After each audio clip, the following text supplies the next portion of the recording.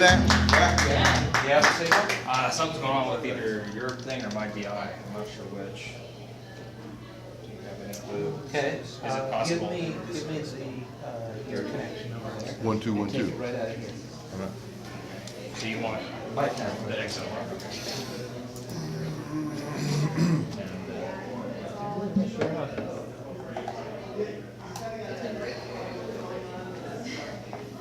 It's probably going to work a lot better, I'm guessing. Oh, it already does. Wow. Yeah, that's great. Yeah.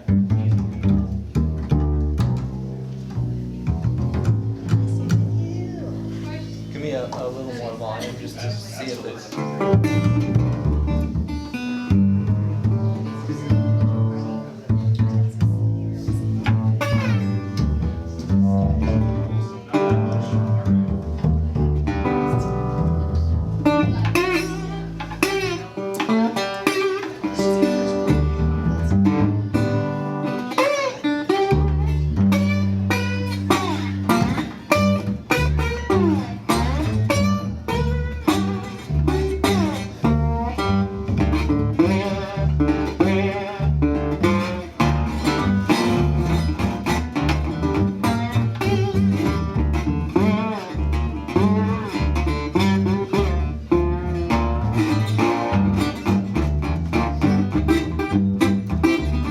Feel tomorrow like I feel today. Pack my suitcase, gonna make my getaway. I'll be told with all.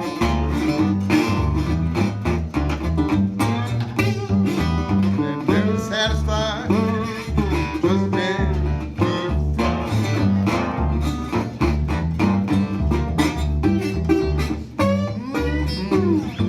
Don't be back no more. Going down south, child. Now don't you wanna go? I'm in trouble with all.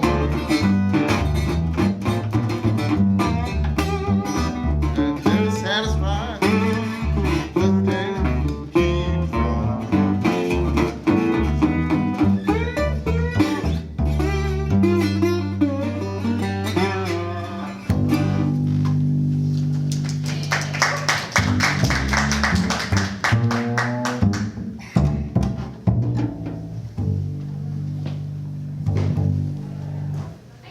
Are we ready? 12:30, okay. Good afternoon, my name is Bernie Pearl, and on bass is Michael Berry.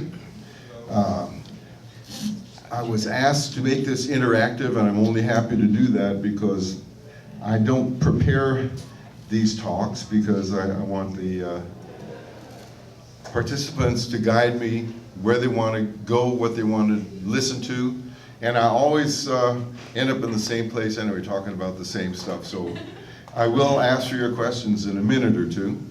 Can you hear me okay like this? All right. I use this for my guitar classes where I have to lean in. I'm here because at the Barbara Morrison Jazz and Blues Hall of Fame Awards, I accepted the award for my brother, who was scheduled to be there but couldn't make it. I had received the award, the placement in the Hall of Fame the year before, and I spoke about the influence of his club on me and on really all of the music tastes in Southern California for many years.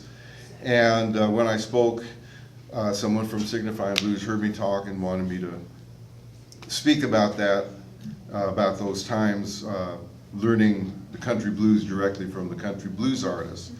So that's how I arrived here.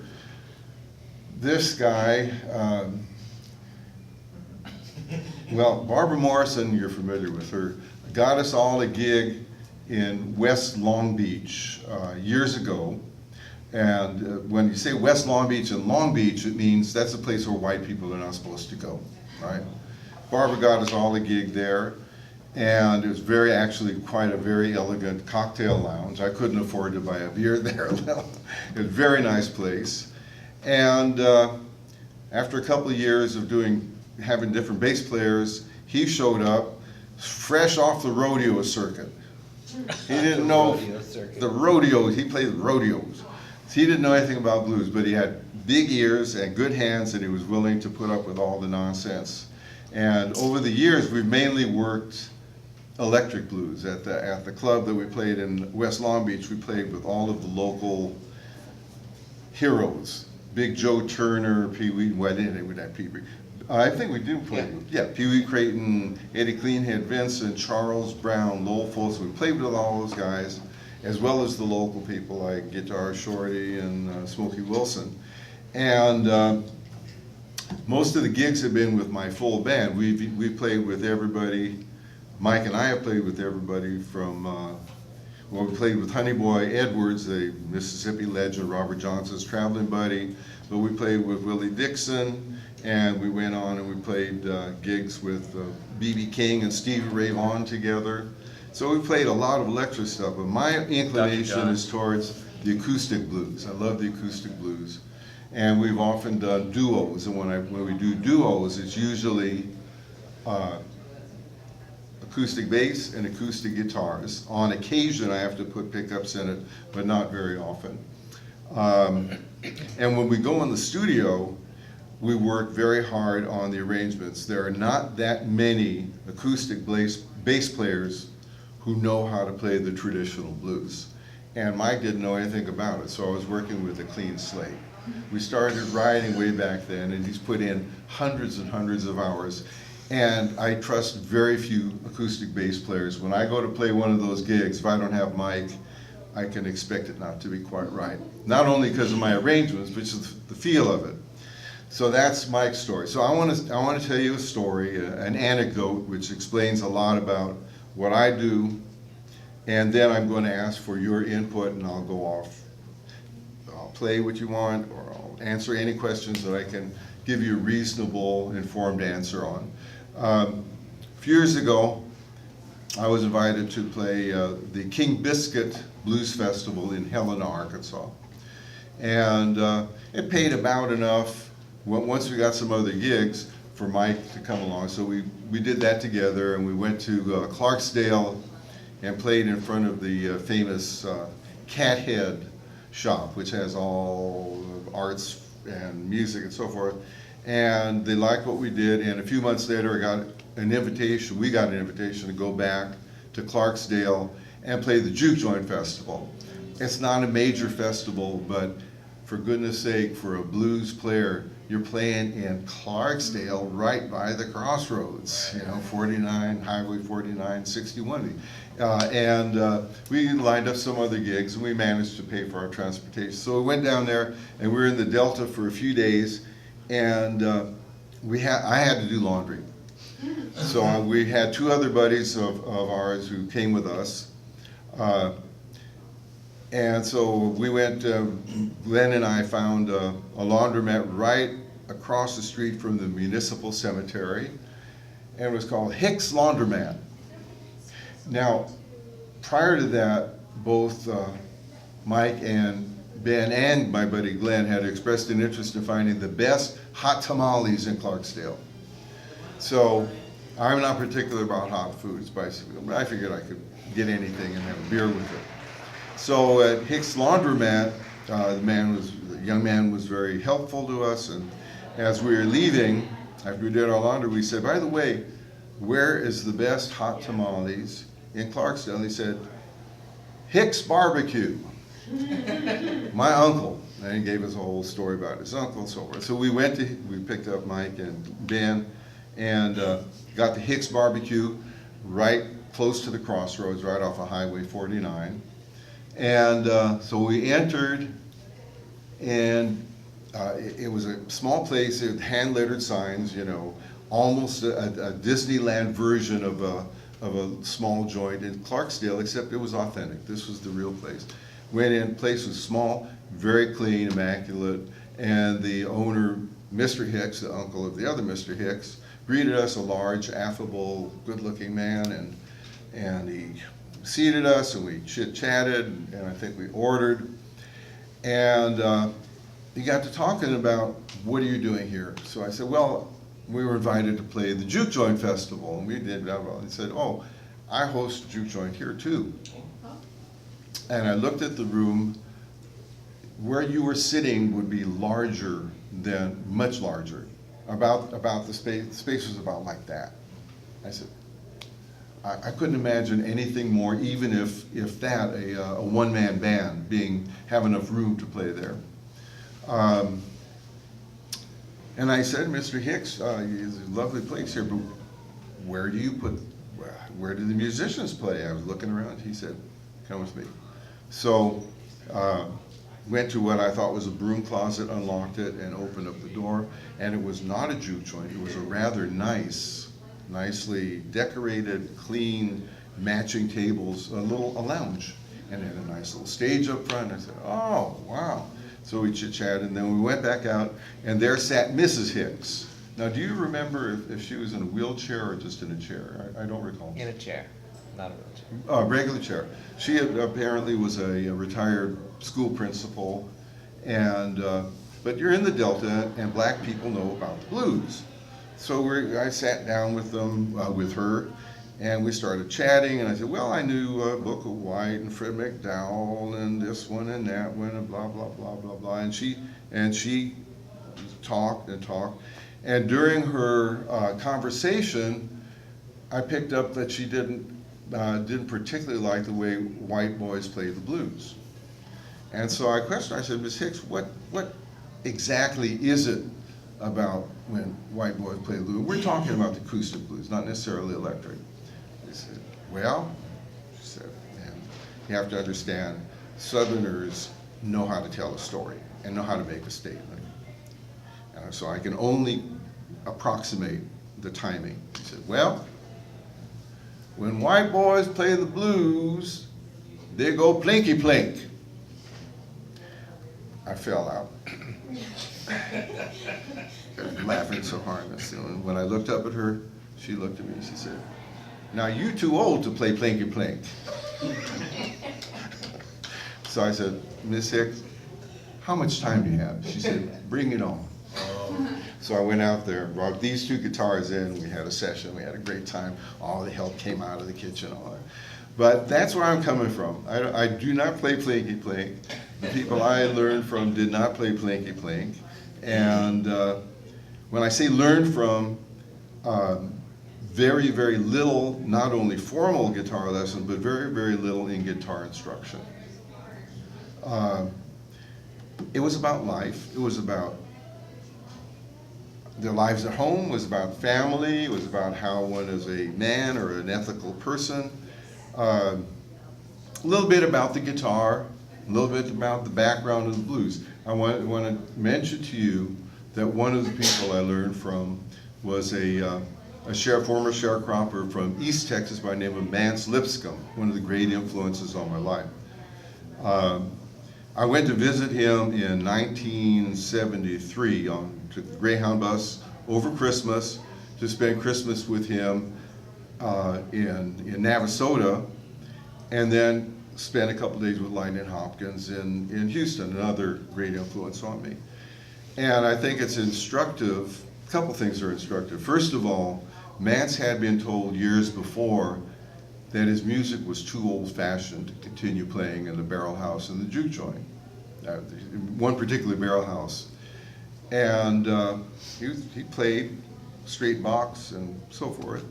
But he had kind of been booted out there, and over the years, as he became known from 1959, 60, 61, he traveled overseas, people would come to visit him from all over the world. And I am sure, like with me, he took them right to the barrel house and introduced them around. This is Mr. So-and-so from Sweden, and this man is from Japan, and Mr. Pearl comes from California to visit me. There's a little bit of he was very polite. But before that, and I think this is really instructive about what was going on between that group of people, and I would say that group because generally speaking, all of the older black performers were interested in having their music carry on. Very, very few refused to share it. Very few refused to talk. They were generally speaking outgoing, welcoming, and among other lessons you learn, these are just people. These are people. They've had this experience and you've had this, but these are people and they want you to learn their music. But when I went to Mance, he picked me up from the Greyhound station and asked me to drive. He was getting elderly and was having trouble with it. So I drove, and the next morning he got me a little motel close by. I picked him up and he said, well, let's go into town. So we went into town, and the first thing, before we went to the Barrel House, the first thing he did, he had me stop in the center of town. And the very first thing, what should I say, tourists, the first sight he wanted me to see, he said, that's where the last lynching took place. And as it was, you remember Texas Ranger Hamer, he came to town and he said, this will not go on again, and that ended it. He said, and looked around and said, some of these old boys around here were there at the time. So that's the instruction that you have. You have to respect the history. You didn't live it, but you have to respect it. And that's kind of my orientation. I don't do plinky-plink. Because if you look at the traditional players, it's not that everybody was slamming and playing loud, but they were digging in. And that's what I've learned to do with the music. And I will mention a couple other things, and then I'm going to ask you for your input. When I would sit down with the various artists, and we talk, and they'd show me something, it would be this. Oh, okay, how do you do that? How do you do that? Not one ever mentioned the importance, and I would say supremacy, of the rhythm hand. That is what gives you the sound. There are things you do hear, this is what gives you the sound. And I would say especially in acoustic blues, and I would add especially in unamplified acoustic blues. The way the music developed, Mance would sit there in a barrel house out in the woods. There was no amplification, there was no drummer, there was no bass player, there was no harmonica, and it was a wooden board, and you go,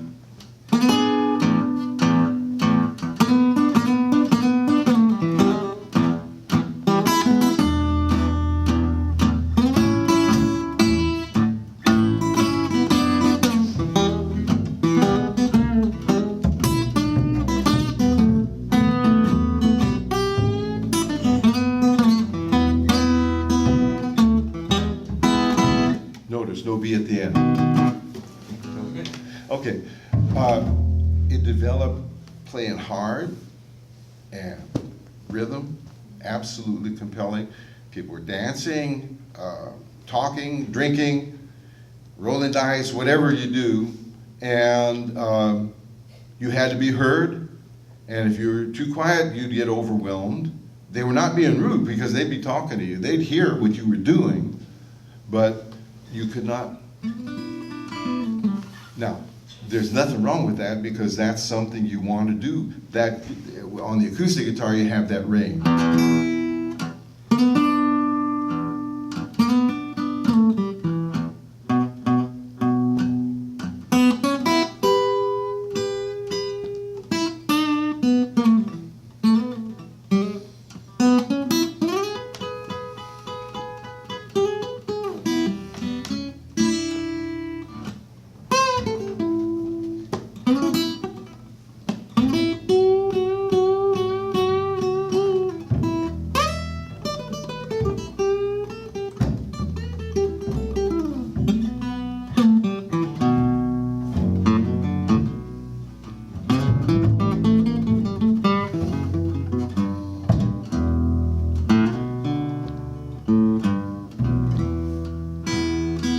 Magic in that. That's Lightning Hopkins stuff.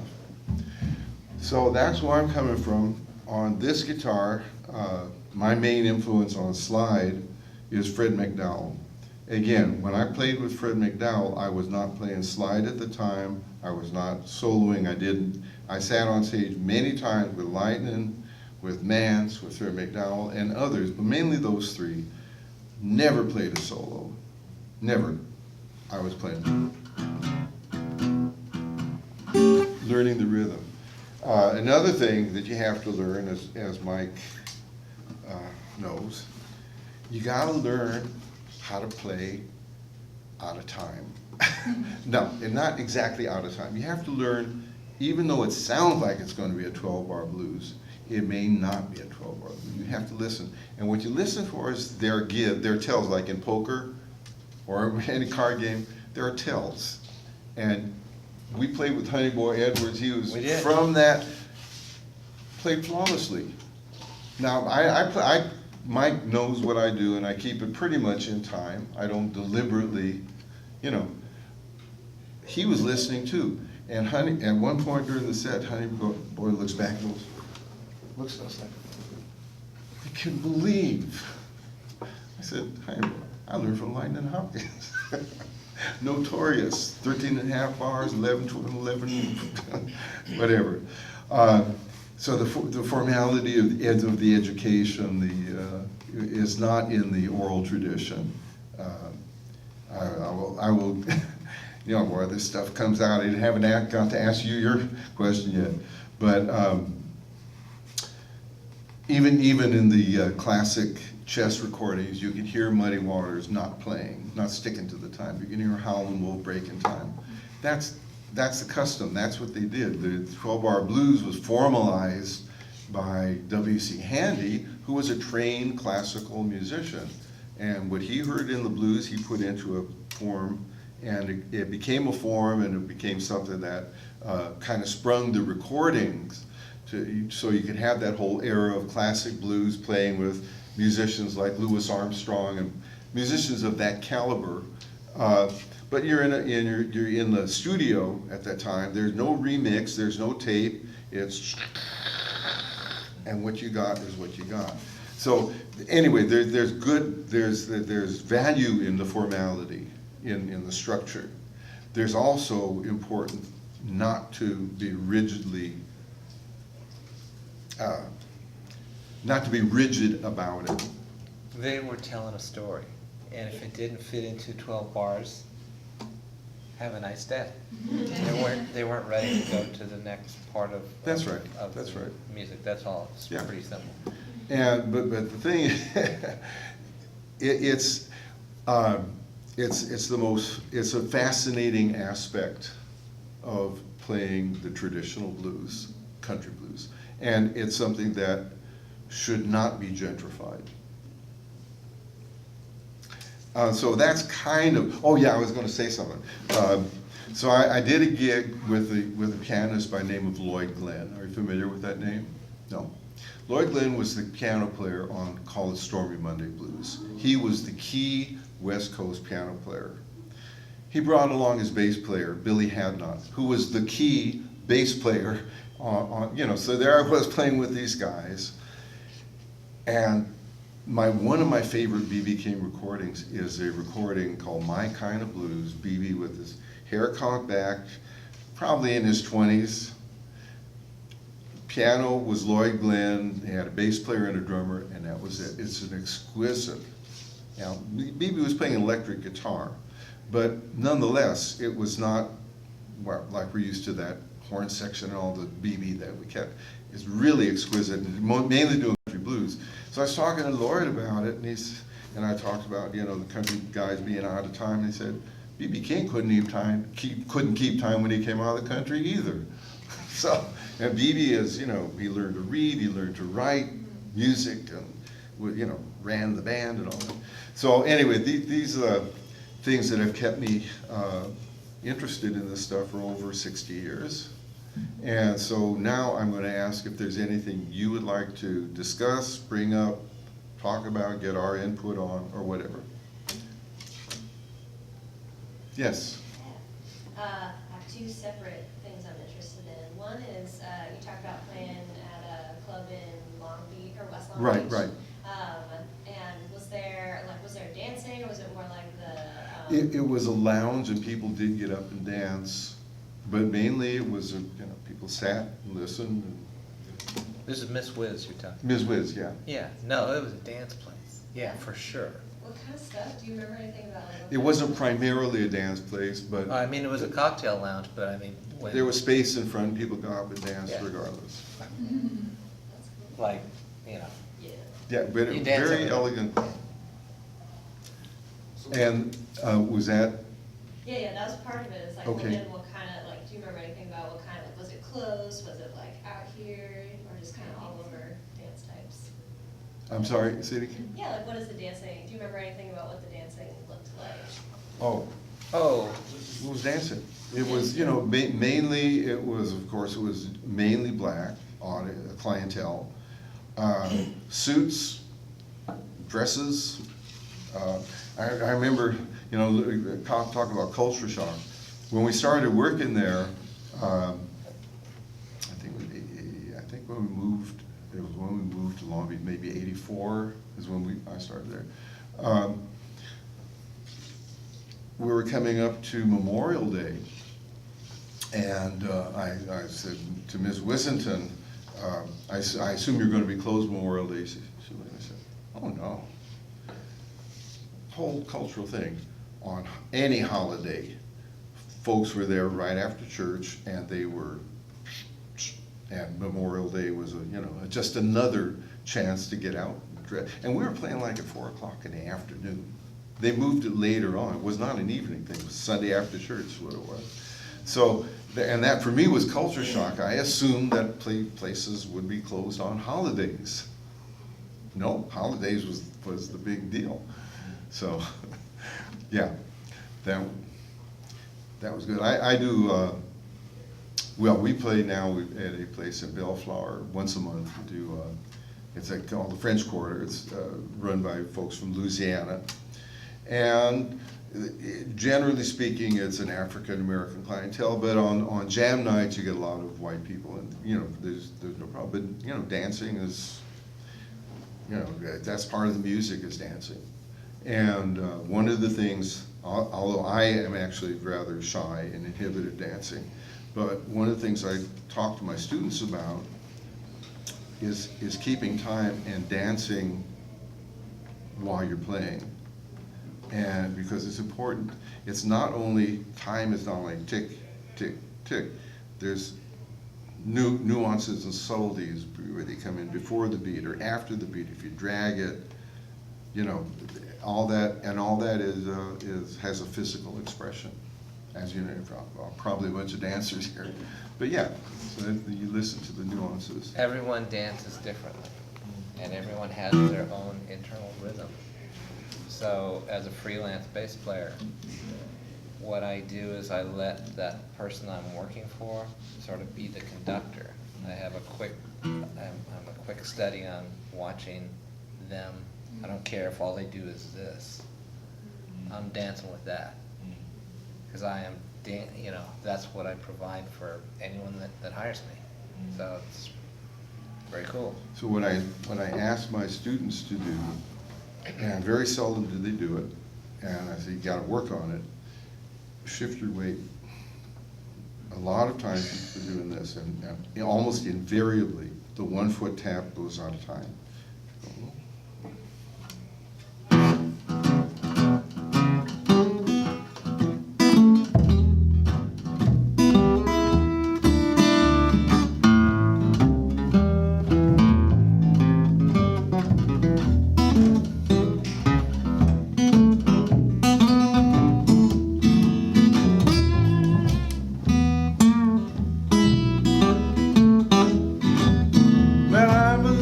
I believe my baby got a black cat's bone. I believe my baby got a black cat's bone. Everything I do come out wrong. But I try to get along with that woman of mine.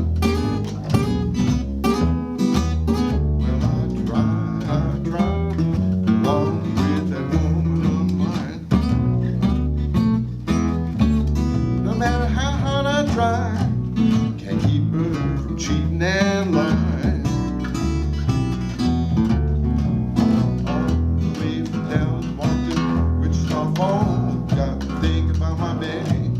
Wasn't no walk at all. Well, I believe that woman got a black cat's bone. Every time I leave, I turn around and come back home.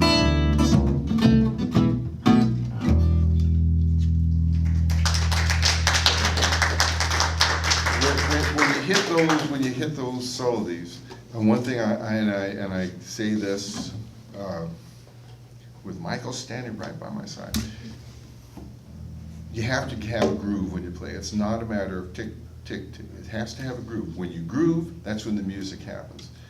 When I sit down with Michael and his twin brother Albert, my drummer from New Orleans, the two of them hit it off. The groove happens like that. And people who sit in with us notice it. It's like, oh, wait a minute. I digress. The first gig I did with Bernie was at a juvenile lockup at Lake Hughes. Yeah, we did that. And I knew no one. He'd gotten my number from a friend of mine who played bass with you for a while. And you had a black bass player that couldn't go behind. Yeah, he couldn't go. He was couldn't go a to jail. wanted They man. might not let him Right, he out. couldn't get into the prison thing with all the ID and stuff because they would have found a warrant. So that wouldn't work. So he calls me, and I don't know any of these folks, and we started the first song, and that was it. And I mean, that was it. It was like locked in. locked in. Yeah. All the guys in the band noticed it. That's what frees you to play, and frees you to dance, the groove. And that's the ideal. That's what you go for. That's what it's all about. And I don't speak critically, but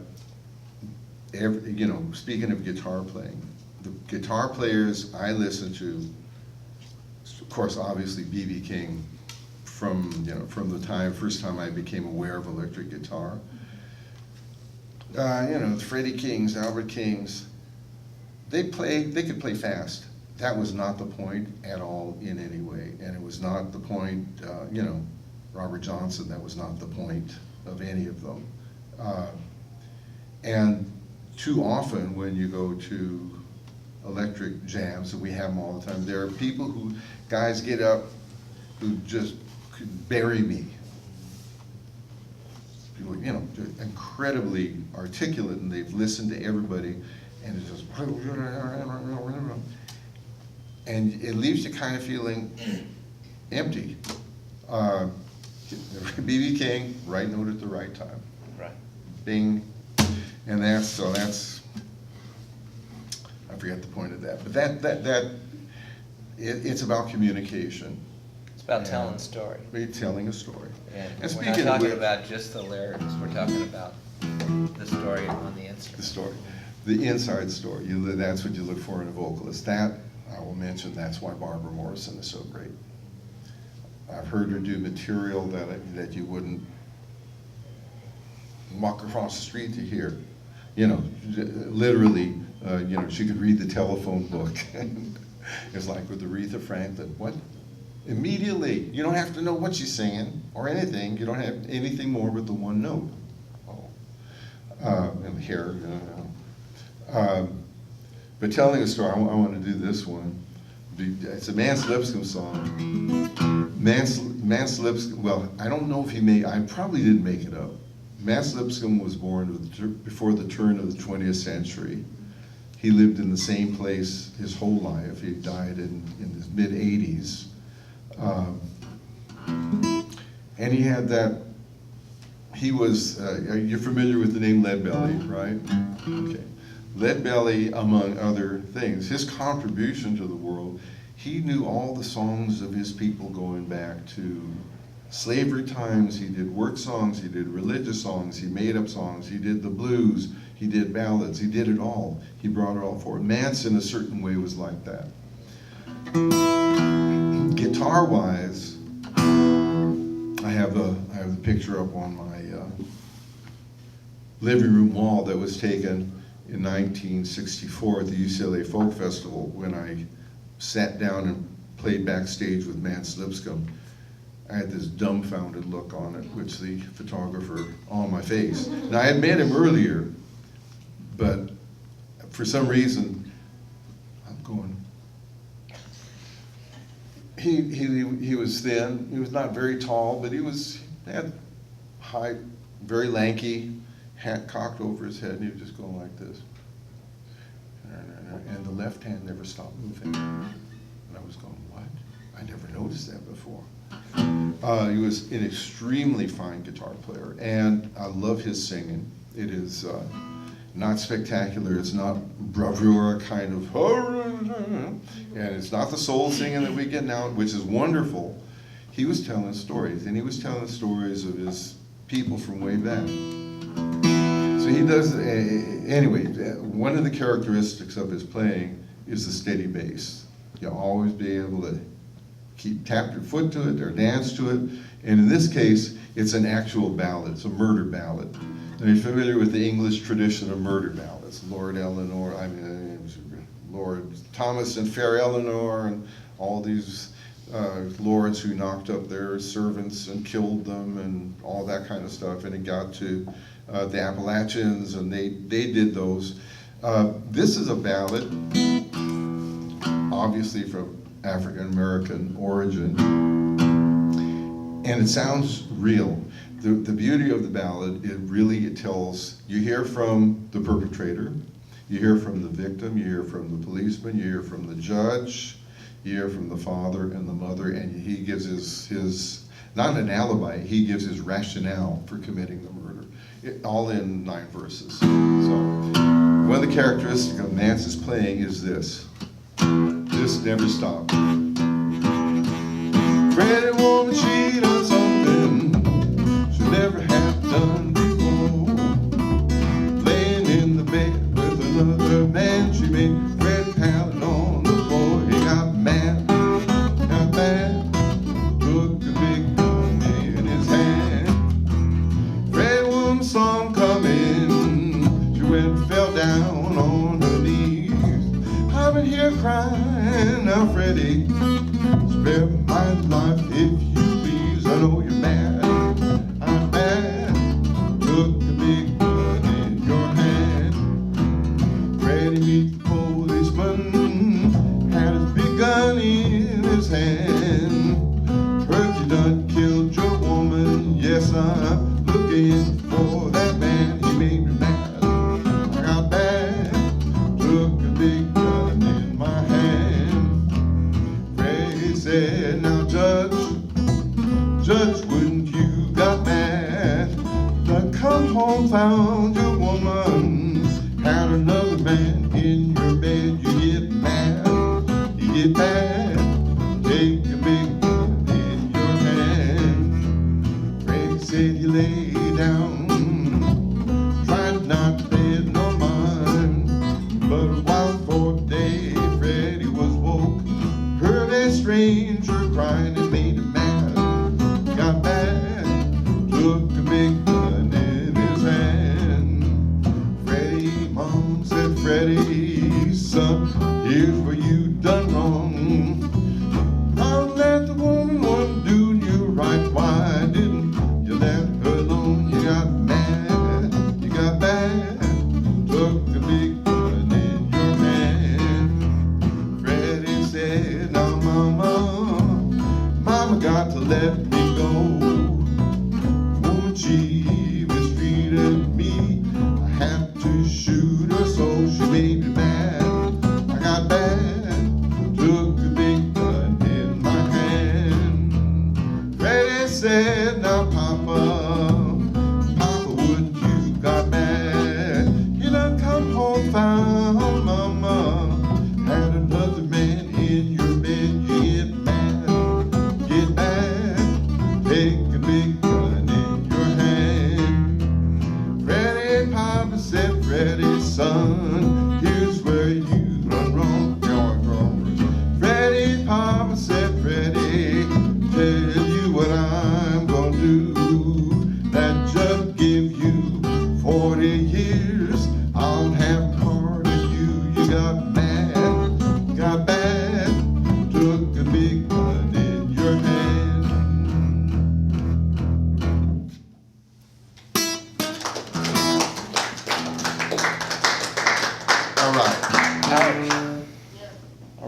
Any more questions, input, discussion?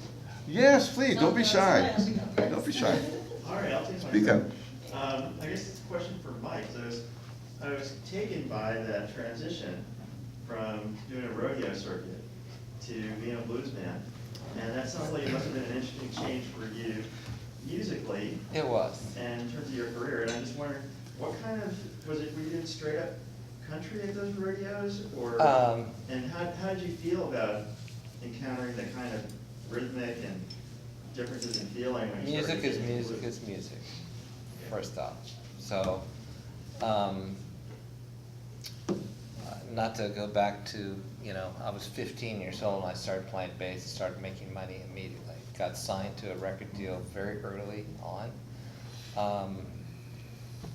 Spent 4 years with that group. It ended with a thud, no hit records. I had met Duke Bardwell. He was the Elvis Presley's bass player in the early 70s.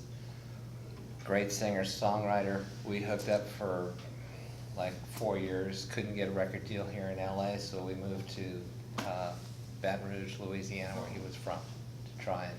So, it's not like I grew up playing country. I grew up, especially my influence from Duke, being able to play any kind of music for anyone. So that was it. I came back to LA and I got a call to audition for Susie Allenson. She was a country singer on Warner Curb. She had 5 #1 hits back then. Through that, everyone thought I was a country player, and because I had that gig. Wasn't necessarily a country player. I was a bass player. They covered that. Then the musical director for John Schneider, the star of the Dukes of Hazzard. He had a career also besides the TV show. So he hired me.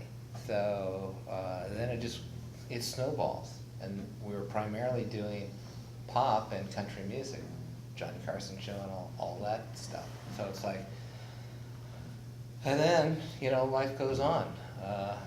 I got a call from The Call, band back then. Kenny Loggins' office called me, and it's like, you're in that element, and then it doesn't have anything to do with except doing your gig. Your gig was playing the bass. So if you were playing with John, they thought you could do everything that he needed you to do. That's all. So fast forward, I had a family. I had 3 sons. One of them was getting into too much trouble at 13 years old. So I made a decision to stop playing at that level and traveling for, a living. So I did. And I got a call from this guy somewhere along the line. Sorry. A couple years later. And I had taken regular work, so I wasn't depending on, the next tour to carry me for the next 6 months of, finances. So, different world. That's it. And, 35 years later, I'm standing here in front of you guys with this guy, So, this fit. He passed all the hazing tests. No. He got fit. harassed. He did. Staying in town and doing an occasional Southwest tour or East Coast tour or, Southeast tour. We've been to Europe once, I guess. And it still all works because it's still supporting an artist. Like I said before, what does he need? My job is to make him sound better with me than without me. I'm off my soapbox. That's my world. So it didn't feel foreign to you to become a blues man one day? No, because the thing about country music, even though I wasn't, that was my whole world, but professionally it seemed like it was. it's very basic music as well. Did you guys see the 16 or the 8 episodes of country PBS music? Yeah, records, PBS. yeah. If you saw it, you know what I'm talking about. It, you know, Hank Williams. You don't get any simpler than those 3 or 4 chord tunes, but they were also stories about life. So it, and I don't want to say that was white man's, you know, However, blues, but that's that it. comes into my point when people say, well, when did you get into the blues? My premise is that everyone who has listened to music in America in this last century has been hearing the blues. What happened to the English music and the Scottish music up in the Appalachians was that otherwise, people who did not listen to blues would still be playing those country tunes. And there are pockets of that. They would do it very traditionally. You know who Doc Watson is, obviously. Doc Watson, I first saw him in maybe 1960. He was one of the guitar players with an old-time banjo player named Clarence Ashley. And they came out they're all from Shoons, Tennessee, and Deep Gap, North Carolina, and all that. They were the hillbillies. First of all, they were one of the greatest bands I've ever heard. Old man Ashley would just pop, pop, pop, pop, pop, pop, and the band just cooked, and they were not playing bluegrass. As a little redneck fiddle player get up and go play Old Harway, he was playing the blues. And I asked him, he said, oh yeah, it all comes from colored people. That is to say, it's the amalgamation, the adaptation of the African rhythms and tonalities, and which in various ways, you know, big band music, all of that came about because of adopting blues and music from the black community. And all of those guys, Bill Monroe, all of them knew where the music came from. They knew they were not doing the straight up ding, ding, ding, which is wonderful stuff.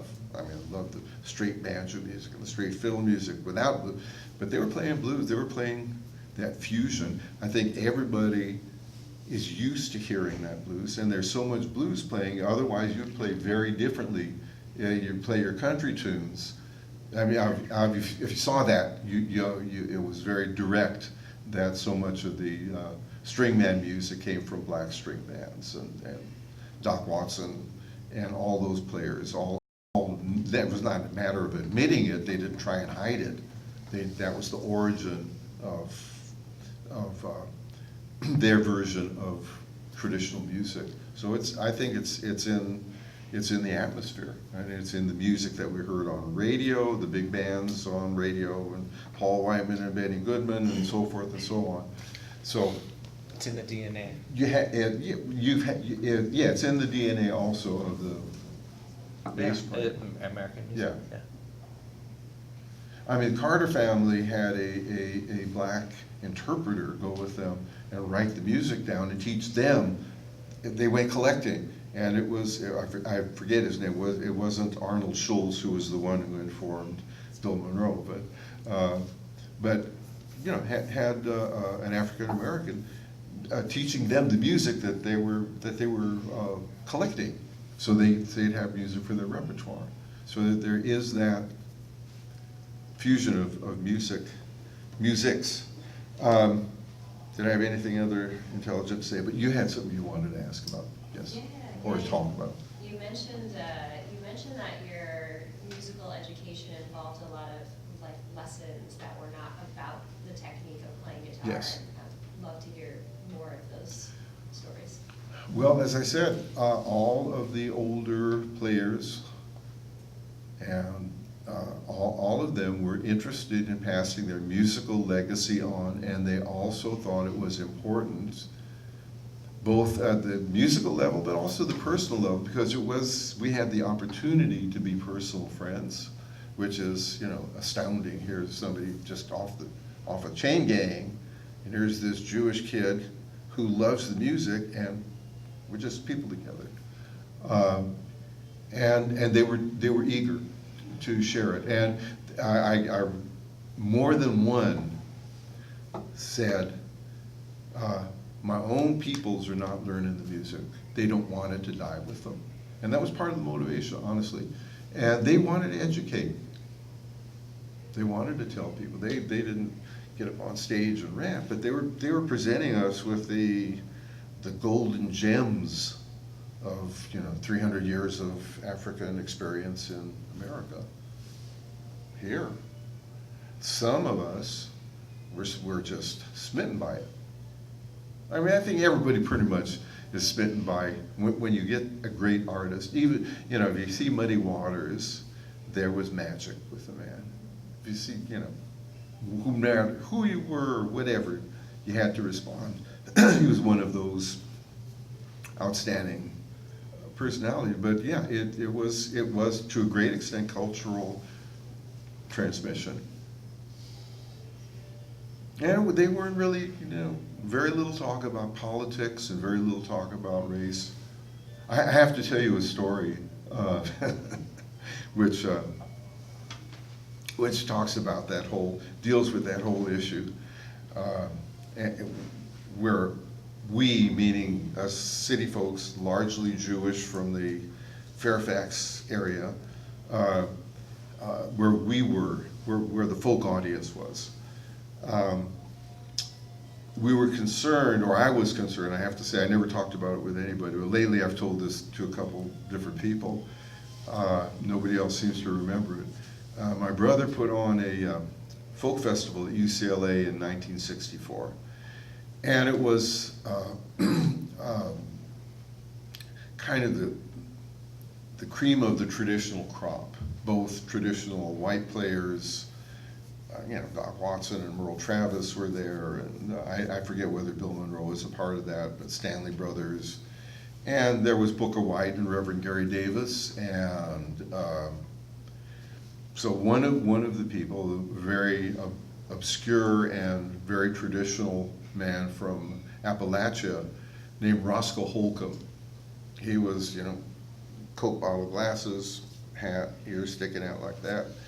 And he was a banjo player and guitar player who sang traditional music. He would do some religious songs. And by somebody mentioned, yeah, Roscoe was a great fan of the blues. I said, okay, yeah. He was doing wonderful stuff. Anyway, I was concerned, and I imagine everybody else was concerned, how are these, as we imagined, how are these different divergent cultures, how are they going to, is there going to be racial overtones? Is there going to be words? And my brother said, well, no, they're farmers, they'll talk about farming. Okay. So there was a little bit of that tension. The music was, exquisite. It was the cream of both of the cultures that you just sat there and just Taj Mahal was one of the gang, Ry Cooder was one of the gang. We're all just going like that to all of it. Anyway, Roscoe Holcomb gets up on stage solo, and he plays his banjo, and then he shifts to guitar, and it's a little out of tune. He starts messing with the tuning, and he says, I'll tell you the difference between a colored man, a colored musician, and a white musician. And everybody went, oh, here it comes, here's the bomb, here's the N-word. He said, well, colored musician will play himself to death, and a white musician will tune himself to death. And everybody just fell out, the entire audience. That's how we perceive the interaction. In fact, it was, I'm sure, very different at that level. But getting back to the point, they wanted people to know about the music and the culture and what it means. And then we talked about, women, marriage, and children, and all that people talk about. Anyway, the clock is running, as they say.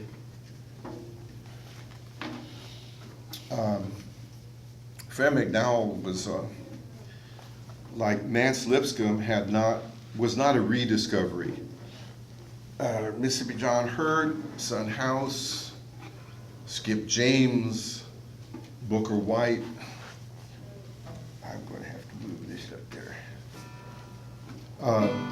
Had recorded. They were searched out and brought out of obscurity, and for the most part, they were brilliant. They were incredible for that first period during the early '60s.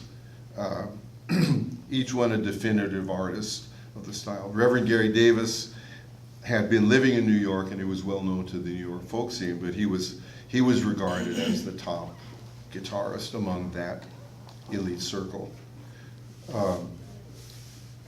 But Nance Lipscomb had not recorded. He didn't record, I believe, in maybe 1960 for Our Hooley. Fred McDowell had recorded for Alan Lomax on a, excuse me, ma'am. It's your ex-wife. Soon to be ex-wife. When I met Barbara Morrison, 1981? what you going to do? In 1981, we were in a play together. I was music director of the play. It was an adaptation of a Garcia Lorca play. Federico Garcia. And that's right. At the Odyssey Showcase, Odyssey Playhouse. And Barbara was a member of the cast. And I walked in, I was introduced. Lovers. Barbara looked at me and said, "You married?" And actually, I had been married a year. Hi, darling.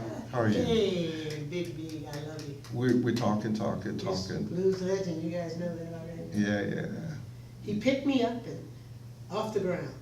Yeah. I talked about Ms. Wiz Yeah. and all the folks. Would you like to sing something with us? Or Yeah, you, sure. please. You know I love you, baby. You know I love you, baby. Okay, You know I love you, baby. And you don't even know my name. So I'm going to tell you, do a little commercial here. I have some CDs out there. I brought the wrong box without all the CDs, but I do have one CD that is actually is two discs, one all acoustic with just me solo and Mike, Hey, Mike. and the other one is amplified, and it's just the same. I sell it for the same price as I sell, $10 as I sell this. That one's called Old School Blues, and then I brought the CD that we cut with Papa John Creech, the only real blues CD he ever made in all his life, and he loved it, and then he passed away. I've Does had anybody that know Papa John Creech? Raise your hand. violinist. How about, anybody know the group Jefferson Airplane? Oh. Yeah, they found him at the Musicians Union, and so that, honestly, all the blues he put out with them and the Hot Tuna was hokey stuff. I'm telling you the truth, it was hokey. It was, what we did, we went in the studio, and then I have one, which we did put out in 2014, it's been 5 years already. Oh, just about, yeah, 5 years. When Barbara heard that we were doing a CD, she said, "I want to be on it." Put me on that. So we arranged, she had a free day, and we arranged for her to come in, so we cut 4 tunes with her on it, and that's out there. That's on, not the right side, that was on Take Your Time. Take Your Time was something Fred McDowell used to say. I'd sit with him, and I'd play with him, and he said, "Take your time, take your time." And that's a watchword for a lot of things. Only music is not. Honey, darling, why don't you come up here? Can you? I'm a double amputee. So, butch. Check me out, I got new legs. Barbara came to my 80th Don't worry. birthday party 2 weeks ago. That's right. I tried to get him to leave his wife because I'm gonna be rich and famous. I'm gonna do the centerfold for Playboy. See, how do I look? Not safe for work. You're looking just fine. You're looking terrible. I have this terrible cold. I went up, anybody know Sonora? I Yeah. was up at Columbia College this weekend, and I could have swore there was snow in the mountains, up near Yosemite. Wow. It was cold, so I brought some of it back with me. But I was, all right, go ahead. What you keep? I don't know.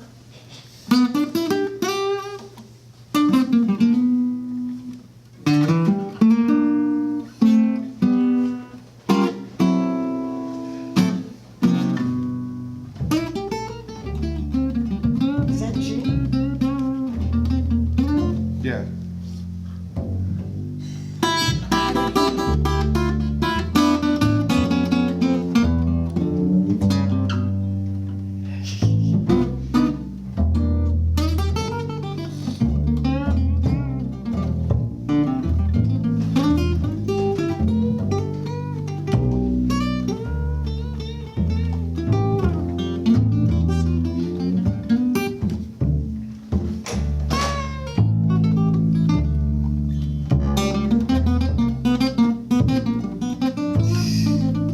Doesn't get any better than that, does it?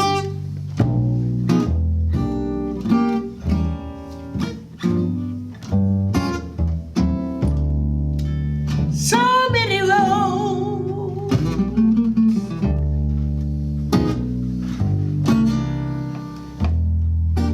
so many trains to ride.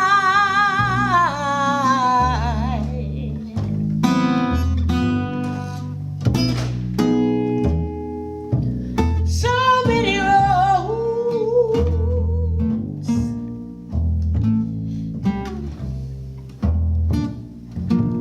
so many trains to ride.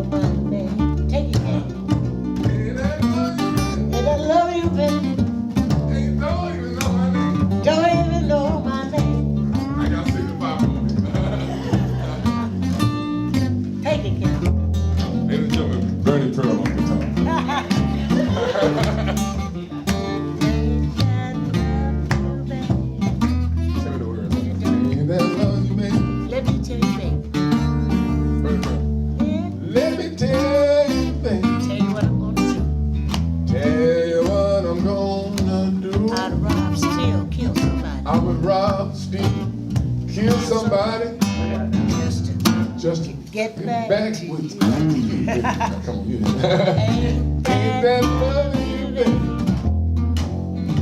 Ain't that loving you, baby? Hey, let me Tell you, baby. tell you what I'm gonna Tell you what I'm gonna do. I'd run and jump in the ocean. Run and jump in the ocean. Yeah. Hey, Hey, just get right back to you. Ain't that loving you, baby? Bobby, what's the name of it? Let me tell you, Kim. Tell me what now. Tell you what I'm gonna do. What you gonna do? I'm gonna divorce Bernie and Mike. Yes, I am. Just to get back to you. Ain't that love you, baby? And you don't even know my name. You don't know my name? Go ahead. Your name is Barbara. Everybody knows That's right. you the best damn thing in Los Angeles. This is went back where the collard greens grow, man. Ain't that loving you, baby? Come on, everybody. Ain't that loving you? Ain't that loving you, baby? She ain't that loving you, baby. Ain't that loving you, And you baby? don't even know my name. Hey, Don't even know my name. One more time. Ain't that loving you, baby? Oh yeah. Ain't that loving you, baby? Ain't that loving you, baby? And you don't even know my name. Yes, Mr. Hey, pumpkin pie. You doing okay? I'm doing good. You look at least. fabulous. Kevin, you look good. Mike, Kevin. You know Bert. Yes, I know Bernie Pearl. Kevin, you look good enough to drink, I'll tell you. Dang it. You coming up here with us? Come with y'all? Come up here Oh, with us. okay. Is this our Q&A? Oh, no, it's gonna be in the big room. Oh, okay. I'm sorry. I just walked out. I blew I just came to hear you sing. I just wanted to hear you sing. No, you didn't. Yes, I Kevin, you better leave your wife and marry me. I tried to get Bernie to do it. I'm gonna do did. this. Wait a minute I'm gonna do She this. gone? I'm gonna do the centerfold for Playboy. I'm gonna be rich. I'm gonna do the centerfold. Thank you. I'm gonna be rich. What's I'm doing now? Oh no. You going over here? Jeremy? Thank you all. Yes. Expect the unexpected. Barbara Morrison, Tim Moe. Mary on bass. I got CDs out there. Get some CDs and then go to Tim Moe's workshop.